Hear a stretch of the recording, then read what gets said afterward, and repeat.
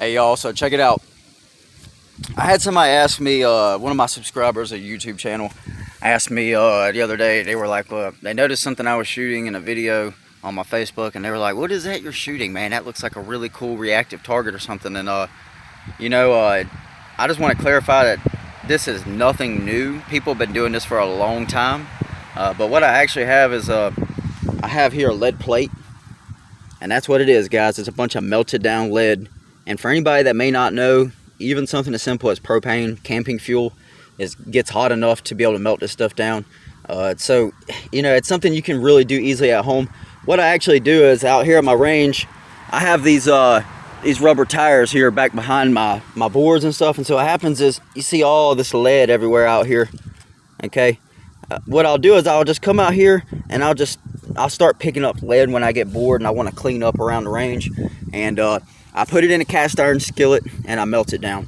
And the purpose of this video is just to show people the reactiveness of shooting a lead plate and the benefits of it as well. So a lot of times what happens is when you actually shoot a lead plate with lead, generally, as long as it's not real high, this is one of my thinner plates here. This one's only probably about maybe a quarter to a half of an inch in some places. So generally, what will happen with lead if you're shooting smaller caliber like 25, 30, 177 especially, and things like that, unless you're shooting a really heavy grain slug and you're up really close to it, even something this thick works phenomenal for stopping lead. And what will happen is the lead will just embed right into the other lead, into the lead plate, and so it makes it a lot easier when you just go in there and you throw it back in the skillet and you heat it back up and melt it down until it's nice and flat like this. And you can actually see from before where we've had shooting it before, had a couple divots and things, but like I said, you just throw it in there and you melt it down and it works great. So anyways, and I'm wearing a latex glove because when I'm handling large quantities of lead, I like to keep my hands protected and make sure I'm washing after I'm touching anything, especially if I'm doing it barehanded, because lead is a hazardous chemical. I believe it could possibly make you sick. I'm not a scientist or a doctor, but anyways, let's get to the fun part of this. So I'm going to shoot this lead plate here. We're going to be using the Hotson flashpup. I've drawn myself. It kind of looks more like a mouse, maybe a big mouse, but it's kind of to the dimensions of what's supposed to be like the size of a rabbit head. So we got like 3 1/4 high from the top of the ears down by like 3 inches. So it is very windy today. We've got a real good wind blowing, and right now it's actually kind of mild compared to what it has been.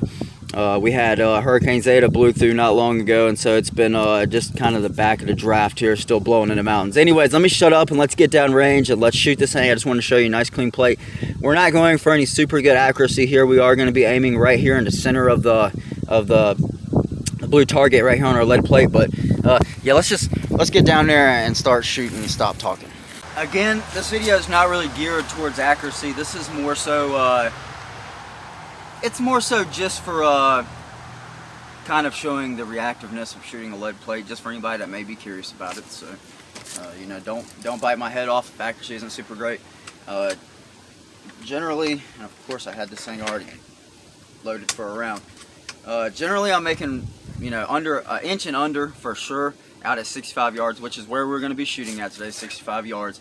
And like I said, it's pretty windy up here, so I expect this to drift a little bit, but we're going to take our scenario to the best possible. And I'm going to raise this just a hair because I am barrel floating right over my new phone there, and that's the last thing I want to do. So here we go, shooting 65 yards at the lead plate.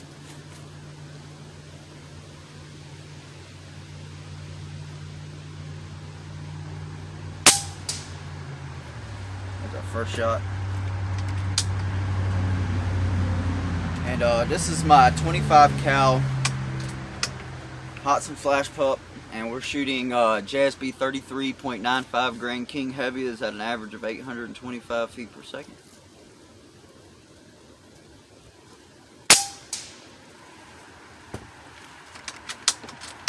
I think we're just going to do us like 5 or 6 shots instead of the whole 10-round magazine this time.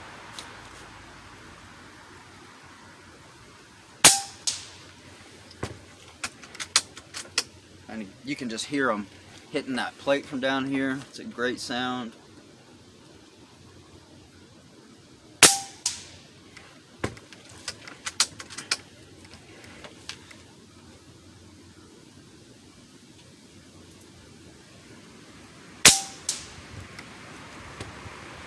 think that was 5. Let's take one more here.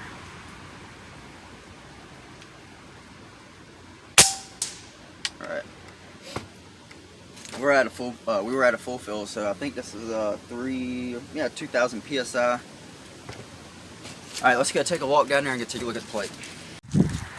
All right, guys. So here we are, 65 yards downrange, and this is our plate. Again, don't bash me for accuracy because you know, again, this is just strictly for showing the reactiveness and how this works here. And if you look real close, I had one that drifted when we had a good gust of wind out here. So it would have probably been somewhere up in this area here as well.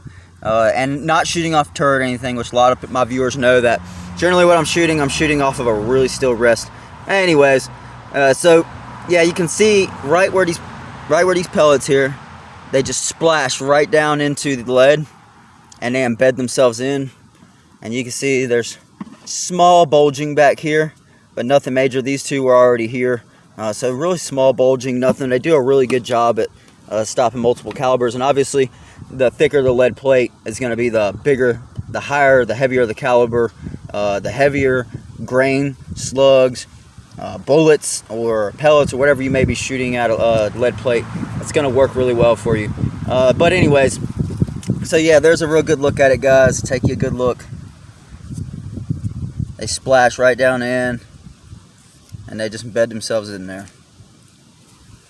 There you have it, guys. Just plain and simple like that. Just want to introduce anybody that may not be familiar with this idea as far as targets. I know a lot of people out there are always looking for new target ideas, and this is definitely the way to go. If you're looking to collect lead and stuff, this is definitely very friendly as far as having to save you a lot of time going out into the range and stuff and picking up all this lead, unless you got something that actually collects it, like a lead trap or something. But anyways, that's the video, guys. Just want to make a quick video for you and just show you what I do. Just another one of my little things I do out here at the range, and part of my air gunning and shooting. So thanks for watching my video, guys. As always, make sure if you like my video, please hit like. Make sure you like, and also make sure you subscribe to follow me for more. If you guys have any comments, any questions, anything like that, make sure you leave them in the comment section below. We'll check you out.